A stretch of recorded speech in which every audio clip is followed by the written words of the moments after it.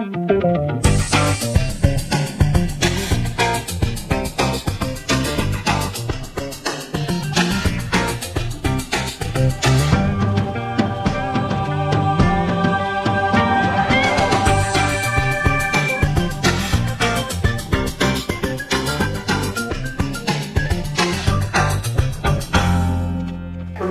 we're going to do a card trick. You want to shuffle? Okay. All right, that's enough. Well, you could shuffle if you brought your own deck. This one is, you know. Oh, you brought your own deck. I'm allergic to blue. Let's just use this one, okay? Here, you take this. We'll put that over there. And in fact, you can shuffle. I'll let you shuffle if you want to. You have this? You never shuffled before? Okay, good. Now give me about half the deck and you keep about half. Okay, perfect. Now, put your half behind your back. Remember which side is top or bottom, so you keep, all right? Now, I want you to go through there and pick out any card you want. Hold it up so you can read it, but don't show it to me, okay? Just pick out any card you want. Good. And then bring it out and take a look at it, but don't show me, okay? Don't show me. Okay, now put it face down on the top. Just face down where I can't see it. All right, now bring the whole thing out. Now I'm going to, that's your card right there. Okay, perfect. I'm going to put these on top now, and you're going to do the trick. You're going to be the magician. You're going to find your card, put them behind your back again. You don't know magic, so you're going to let it happen just behind your back. Now, remember I looked at the card a minute ago, the top card, to show you when I was showing you what to do. So just take that top card off. I don't want you to think I cheated or that has something to do with the trick. So take the top card off and put it on the bottom.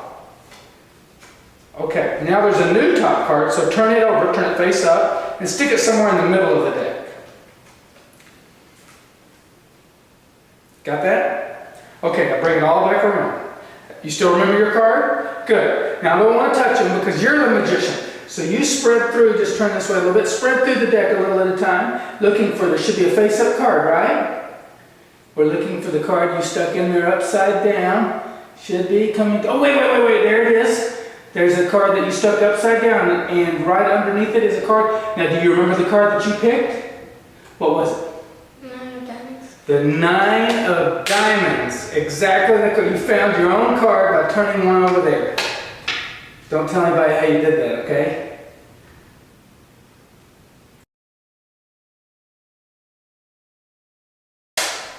Hey, Sparkman here, Sparkman's Magic, and I'm here to teach you how that card trick works. Don't make a mess like that. You don't need your own deck. You can use a borrowed deck, a shuffle deck. Doesn't even have to be a complete deck. Now the reason I'm including this with my salesman's page, although it doesn't really necessarily have a sales pitch to it, you can use it. You can use it just to meet people. It's easy to do. It really will fool them. This is the trick I most often teach when I'm at a corporate gig and somebody asks me to teach them a trick when I'm doing strolling, because it's pretty quick to teach. It's amazing. I fool them with it and then I teach it. But back to the salesman position, you might, depending on what you do, you may say something like, our troubleshooting and customer service is so great, you're not even going to need them. In fact, you might feel like that you work for our company since you know how to handle the product so well. Here, let me show you. You be the customer service. I'll let you be my customer service person to do this trick instead of saying you be the magician. Our filing system works so well, whether that's online or computer or backup filing system, that you will be able to find this yourself, to file yourself, or just use your imagination. You could use this with a corporate presentation. On to the explanation of the trick, Get Thee Behind Me, Satan. That's what it's called in the Encyclopedia of Card Tricks book that I read it in a long time ago. That's just a paperback book that you can probably still get at a regular old bookstore. Anyway, the spectator has shuffled, given you half the deck, they've taken half the deck. You put it behind your back to explain what to do. They put and tell them to do the same thing, and you're going to do some sneaky things from behind your back. And I know what you're saying. if you're a real magician, why would you have to hide it behind your back? And I don't. I can do it right out in front and they'll never see it, but I've wasted countless hours becoming a sleight of hand magician. You haven't done that. So we do it behind the back, which is great because you're telling them to do the same thing behind their back. What you're going to do that's sneaky is you're going to reverse the card next to the top, and you're going to reverse the card on the bottom. When you're giving the cards from them and you put them behind your back and you tell them to remember a card, while you're telling them, you take the bottom card and roll it over face up on the top. Then you tell them to remember a card and you demonstrate by bringing the bottom card out from behind your back. You look at it, doesn't matter what it is, this is all behind your back, and then you put it face down on the card that you just rolled over from the bottom. And then you do one other thing. Now keep your arms tight to your side so it doesn't look like you're manipulating too much, but they should be at this point bringing the card out and looking at it and remembering it. And while they're doing that, being as still as possible, you rotate the bottom card. So what you've done is turned over the next to top and the bottom. Now there's multiple ways to do this. That's just to me one of the simpler ways. You put it behind your back, and as you're doing it, you just rotate this over really quickly, and then you say, memorize the card, pull any card out and memorize it, and you just pull one off the bottom and look at it, doesn't matter what it is, put it back on top. So you're set on top. The only thing left to do is pull out and turn over the bottom card quietly and as still as possible. So you're in that position.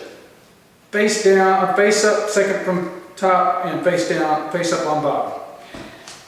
Now they remember a card. They can pull anyone out. We'll say they pulled this one out, and it is the King of Hearts. Good card. So they remember the King of Hearts. They put it face down on the top of their pile.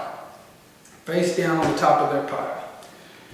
And then they bring the cards back around and hold them in front of themselves. And I'm just going to say this is their cards. Their King of Hearts is right there. You have prepared your deck, so in this case, just by luck, the King of Diamonds, but it will be any cards reversed next to on the bottom. Doesn't matter what these are. And when I put this back on top, I've already marked their selection. We've already found their card by putting a reverse card on top of it. But in this case, I'll say, you're the magician. I'm not touching them. You put the whole deck behind your back. Now leave them face down behind your back, hold them firmly. You want to make sure they take their time, they don't drop the deck, or they don't get confused. You have to explain things very well. So then first thing you do is lie, which you get to do as an entertainer, only when you're entertained, of course. So you tell them, look, I looked at the top card when I was demonstrating to you what to do. I don't want you to be suspicious of me, so take off that top card and just put it on the bottom. And of course, what they don't know is when they take that top card off and put it on the bottom, now is a face-up random card.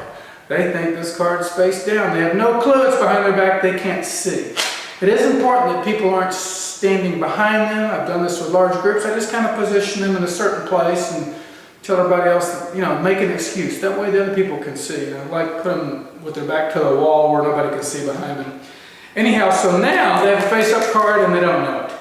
I tell them, now take the current face-up card, turn it face down, and stick it somewhere in the middle of the deck. Now what they are doing is losing the card.